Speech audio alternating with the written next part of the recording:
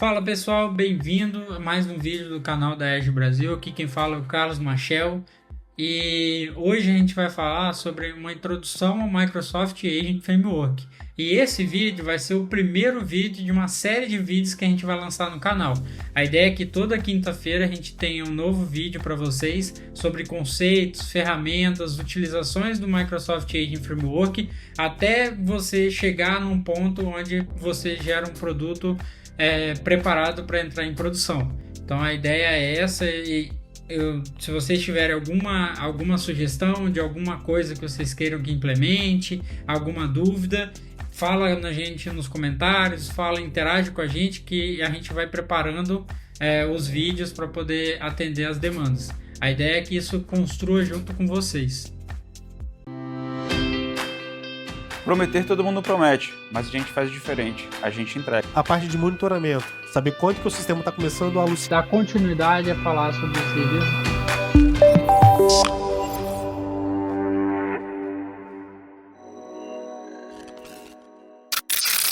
Bom, nessa introdução a gente vai falar sobre de onde surgiu a biblioteca, né? Como é que surgiu esse projeto, seus conceitos fundamentais e como a gente pode utilizar ela. E no final a gente vai fazer um exemplo, construir um exemplo juntos, e todos esses exemplos vão estar disponíveis no GitHub, no link da descrição, vocês podem acompanhar lá.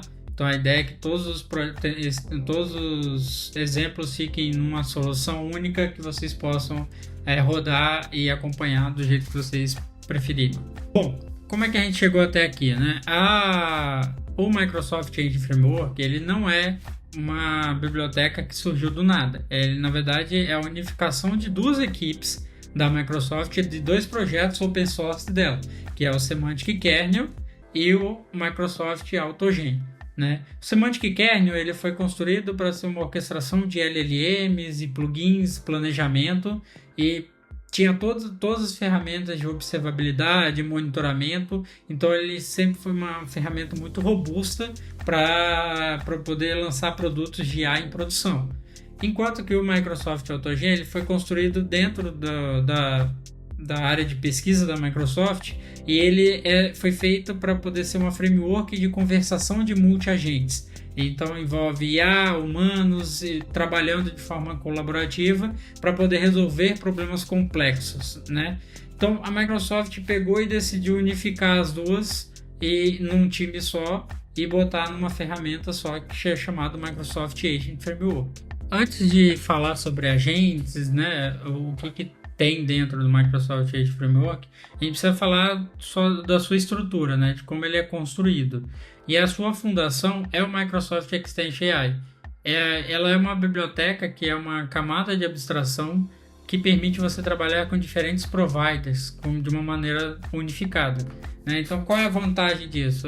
Ela é uma ponte, né, universal de acordo com o provider que você selecionar. Então, você consegue trocar o provider sem ter muito impacto, né? Tem várias vantagens essa estrutura, né? Que você consegue ter uma flexibilidade maior, então você consegue trocar o provider sem reescrever muito código. Você ainda vai ter que mudar algumas coisas na hora de instanciar o cliente e tudo mais. Você consegue fazer testes de uma maneira melhor. Então, por exemplo, você consegue usar modelos locais em desenvolvimento, você consegue usar modelos melhores em produção. Custo, você consegue escolher o melhor custo-benefício para cada caso de uso. Resiliência, então você tem um fallback automático se um provider falhar, porque como a interface é a mesma, você consegue tratar isso de uma maneira mais unificada. E a interface, né, que ela é consistente e independente do modelo. E você tem vários providers, né? Então você tem o Grok, o OpenAI, o Foundry, o Azure OpenAI, o Llama e o Meta. Então você tem providers de cada um, né? E você consegue utilizar eles. A ideia dentro da série é que a gente vai apresentar mais uns do que outros e tal, mas a gente vai tentar fazer uma implementação para cada provider, para o cenário que vocês quiserem trabalhar, tá? Inclusive local, Grok e tudo mais. Vamos falar sobre agente, né? Que a biblioteca é o Microsoft Agent Framework, né? Que é construção de agentes. Então, a primeira coisa que eu gosto de definir é que um agente, ele nada mais é do que um software. Ele possui um modelo de linguagem nele, mas ele é um software. E aí ele possui alguns componentes principais, né? O que a gente gosta sempre de falar são as instruções persistidas. Então, qual é a personalidade daquele agente, o que ele faz, como ele deve responder, o que ele deve responder. Então, quanto mais específico, melhor. Isso é uma coisa importante para se ter em mente. Então, principalmente quando a gente começa a trabalhar com multi-agentes. Qual é o contexto, então, histórico da conversa, o que foi conversado antes para ele poder saber e responder melhor a pergunta do usuário. E aí, nisso aí, a gente também tem aquela situação, por exemplo, que eu perguntar qual é a capital do Brasil, ele me responder, e depois eu perguntar, e da Argentina? Então, ele vai saber pelo contexto qual é a capital da Argentina.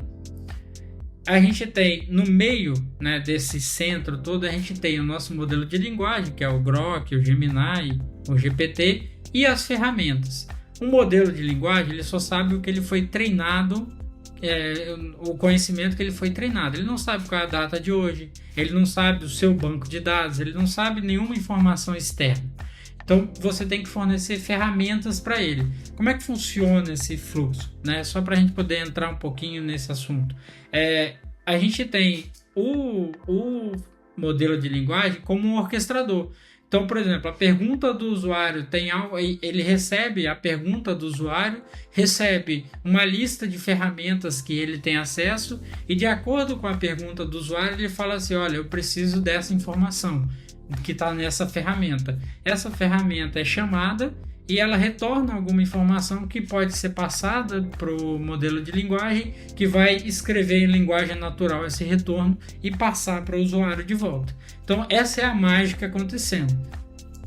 Além disso, a gente tem a ideia de multi-agentes. Dentro do Microsoft Agent Framework tem o conceito de workflows. Então, aqui é a ideia de você ter vários agentes, ser humano no meio do caminho e tudo mais, para poder colaborar e atingir um objetivo. Então você tem tipos diferentes, tá, de multi-agentes. Tem concorrente, sequencial, coordenados. Então cada um deles vai existir para atingir um objetivo e a gente vai apresentar esses exemplos ao longo da série. Pessoal, de teoria era isso o que eu queria apresentar nesse primeiro vídeo. A gente vai evoluir isso a partir desses exemplos até chegar em conceitos mais complexos, e a ideia é ir falando isso a cada vídeo, né, a partir da necessidade.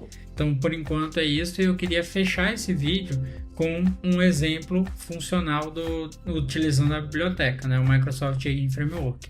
No artigo que eu escrevi, eu até usei uma outra biblioteca que a gente vai usar, fazer um vídeo, mas essa a gente vai usar o Azure OpenAI. Então a gente vai usar um provider do Azure OpenAI, tá? Como exemplo inicial. Aqui eu queria mostrar só a estrutura de pastas. Aqui você tem a solução Math Series. Essa solução vai estar no GitHub e ela vai ser acrescida dos projetos a partir que a gente for construindo os vídeos no canal. E aí cada vídeo do canal vai estar numa pastinha, vai rodar isoladamente, você consegue trabalhar isoladamente. Então esse aqui é o 0, que é o artefatos, então licença, readme, se tiver algum diagrama que a gente construir e tudo mais, vai estar aqui.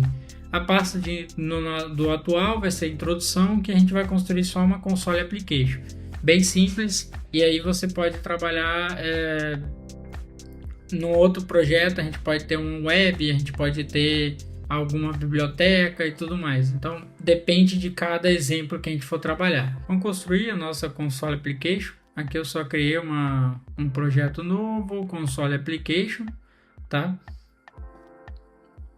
Aqui a gente tem o nosso .env. Você tem que criar ele não vai subir no Git. E aí ele vai ter algo como se fosse conteúdo, variável igual conteúdo, tá? É isso que você vai precisar adicionar lá. E aí vai ser os endpoints, o deployment name e a sua chave. a gente vai instalar algumas dependências. Deixa eu pegar minha colinha aqui. E aí eu vou mostrar para vocês uma outra dependência que é importante ter. Porque se você for seguir os exemplos que tem no GitHub do Microsoft Edge Framework, você pode ficar um pouco perdido com isso. Então esse .env.net é para carregar as variáveis de ambiente. A nossa biblioteca, o Microsoft Agents AI, que é o nosso Microsoft Agent Framework. E como a gente vai usar o provider do Azure OpenAI, eu vou criar essa biblioteca, eu vou usar a biblioteca Azure OpenAI. Essa é a ideia, tá? A versão aqui não importa, mas eu vou mostrar aqui pra gente, não importa agora, mas tenho aqui os includes com as versões que a gente tem no vídeo. Quando você for fazer pode estar maior. E aí, uma outra coisa que tem que adicionar é que esse carinha aqui, ele tem que estar copy-always, porque essa variável precisa estar no seu ponto debug. Então agora a gente vai começar a construir o nosso programa.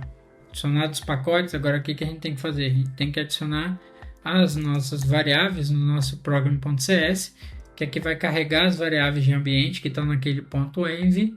E aí vão ser o Azure OpenAI Endpoint, Azure OpenAI API Key, Azure OpenAI Deployment Name. Logo em seguida, a gente vai adicionar as nossas instruções. É uma instrução bem simples, tá? Depois a gente vai fazer engenharia de prompt, adicionar mais informações, exemplo, few short learning e tudo mais, para poder deixar ele algo mais próximo de produção. Mas a ideia é que a gente sempre trabalhe com esse Learn Buddy aqui, tá bom? Então a gente vai evoluir ele, adicionar ferramentas, adicionar RAG, adicionar outras coisas para poder a gente ter um produto mais complexo. E aí a gente vai construir o nosso AI Agent, certo? Como é que você tem que fazer? Seguindo os exemplos e tudo mais, você vai ver que ele tem esse ponto Create AI Agent aqui. Só que isso aqui é uma extensão. Essa extensão, ela é feita adicionado nesse pacote aqui, ó, Microsoft Agent AI.OpenAI. Instala ela e adiciona a referência. Ele vai adicionar uma referência aqui de OpenAI para você. Com isso, você tem o seu agente. Então, nesse cara aqui, a gente criou uma OpenAI Client, criou um chat client, que ele retornou esse chat client. Esse chat client foi convertido em um Create AI Agent. E aí esse AI Agent é a classe abstrata do Microsoft Agent Framework. Então se você quiser implementar para algum provider, customizado e tudo mais, você cria uma AI Agent, seguindo os métodos que precisam ser implementados. Bom, o que está faltando agora? Está faltando rodar, né? Então falta a gente fazer o run. Eu vou fazer um exemplo aqui, né? Um console write line, em que eu dou um await a agent run async. E qual é a minha mensagem? Vamos rodar aqui e aí a gente depois faz a versão streaming, tá? Então rodando essa instrução aqui, ele vai rodar esse run async e vai jogar aqui para mim uma explicação, tá? Vamos esperar um pouquinho.